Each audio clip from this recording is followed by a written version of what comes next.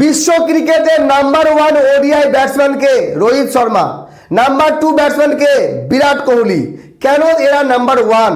কারণ তাদের ব্যাটিং, তাদের পারফরমেন্স। রোহিত শর্মা সর্বোচ্চ ওডিআই স্কোর করেছে 264। কোনো ব্যাটসম্যান অত স্কোর করতে পারেনি ইন্টারন্যাশনাল ক্রিকেটে। সব থেকে বেশি সেঞ্চুরি কে করেছে ওয়ানডে ক্রিকেটে? বিরাট কোহলি। সেরকমটা কেউ করতে পারেনি, করতে পারবে কিনা সন্দেহ।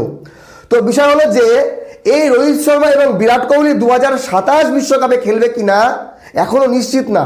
এটা কে বলছে? আমাদের ভারতীয় দলের কোচ গৌতম গম্ভীর। 2026 চলে এসছে, কিন্তু আর মাত্র 20 দিন বাদেই, 19 দিন বাদেই 2026 পড়ে যাবে। তো 2026 সালে যদি কনফার্ম না থাকে যে বিশ্ব ক্রিকেটের number 1 batsman Rohit Sharma, number 2 Virat Kohli, তারা বিশ্বকাপ 2027 খেলবে কিনা? আশ্চর্য বিষয় না? যেই বিরাট কোহলি 2023 বিশ্বকাপে অসাধারণ ব্যাটিং করেছিল, সর্বোচ্চ রান, তার সঙ্গে রোহিত শর্মা ব্যাটিং, বলতে পারি আমরা। তারা যদি বিশ্বকাপ 2027 না থাকে তাহলে কে থাকবে? ভারতীয় দলে কোন ব্যাটসম্যান থাকবে এই দুজন বাদ দিয়ে? দেখেন, এই মুহূর্তে টপ 10-এ 4 জন ব্যাটসম্যান আছে, যার মধ্যে আমাদের ক্যাপ্টেন শুভমন গিল আছে এবং শ্রেয়াস আইয়ারও আছে। আশা করি তারা ফিট থাকবে, তারা খেলবে বিশ্বকাপে, এবং রোহিত শর্মা বিরাট কোহলিও খেলবে। রোহিত শর্মা এবং বিরাট কোহলির বয়স হয়ে গেছে। রোহিত শর্মা কত? 38। বিরাট কোহলি কত? 37।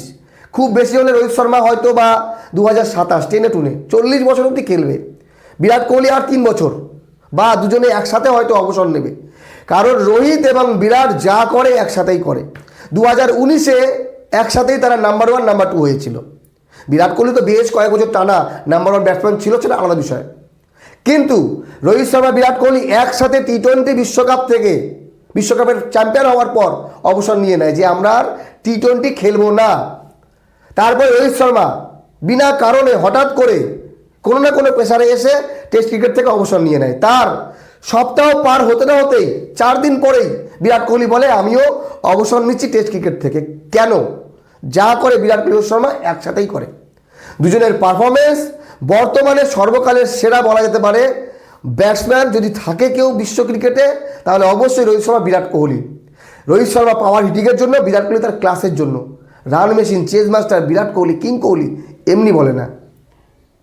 তো রোহিত শর্মা এই পর্যন্ত ওডিআই ক্রিকেট খেলেছে 279, যেখানে রান করেছে 11,516 রান।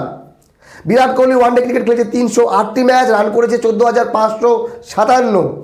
এই সংখ্যাগুলো আরও বাড়বে, কারণ ওডিআই ক্রিকেট থেকে এখনও অবসর নেয়নি। তাহলে টি-20 এবং টেস্ট বলি, রোহিত শর্মা টি-20 খেলেছে 159, রান করেছে 4,231। টেস্ট খেলেছে 67 match, 4,301 run. Virat Kohli test খেলেছে 123, 9,230। বিরাট কোহলি এই 9,230টাকে 10,000 করতে পারতো, কিন্তু রাজনীতিগত কারণে আমাদের টিম ইন্ডিয়াতে এত রাজনীতি হয়ে গেছে, পলিটিক্স করে করে বিরাট কোহলিকে একরকম বাধ্য করে অবসর দেওয়া হয়েছে বাইরে বেরো, এরকম একটা অবস্থা। না হলে বিরাট কোহলি টেস্ট ক্রিকেটে 10,000 রান পূর্ণ হতো। 700 রান করা বিরাট কোহলির কোনো ব্যাপার না। এইবার হচ্ছে টি-20-তে 125 ম্যাচে রান করেছে 4,188। বাকি আপনাদের মতামত জানাবেন। বিরাট কোহলি এবং রোহিত শর্মার ব্যাটিং আপনাদের কেমন লাগে? বিরাট কোহলি, রোহিত শর্মা টি-20 থেকে অবসর নেওয়ার পর জিও হটস্টার তারা দেউলিয়া হয়ে গেছে, তারা লসে যাচ্ছে, 25,000 কোটি লস।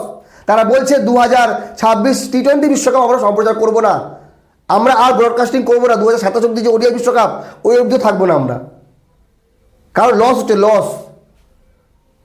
তার অন্যতম কারণ বিরাট কোহলি, রোহিত শর্মা বটে। বাকি ভালো থাকবেন সবাই। রোহিত শর্মা, বিরাট কোহলি তারা দীর্ঘায়ু হোক, তারা ভারতীয় ক্রিকেটে, ওয়ানডে ক্রিকেটে কমসে কম আরও 2-4 বছর, যতদিন পারে খেলুক ভাই, নো টেনশন, খেলুক। তারা বিশ্বের নাম্বার 1 নাম্বার 2 ব্যাটসম্যান এমনি হয়নি, কেউ বলে দেয়নি ভাই এদেরকে নাম্বার 1 করো। তারা যে পারফরমেন্স দিচ্ছে এই বয়সে এসছে, এই 37 বছর 38 বছর বয়সে এসে ইয়ং স্টারদের একটা স্বপ্ন। ভালো থাকবেন সবাই, ধন্যবাদ।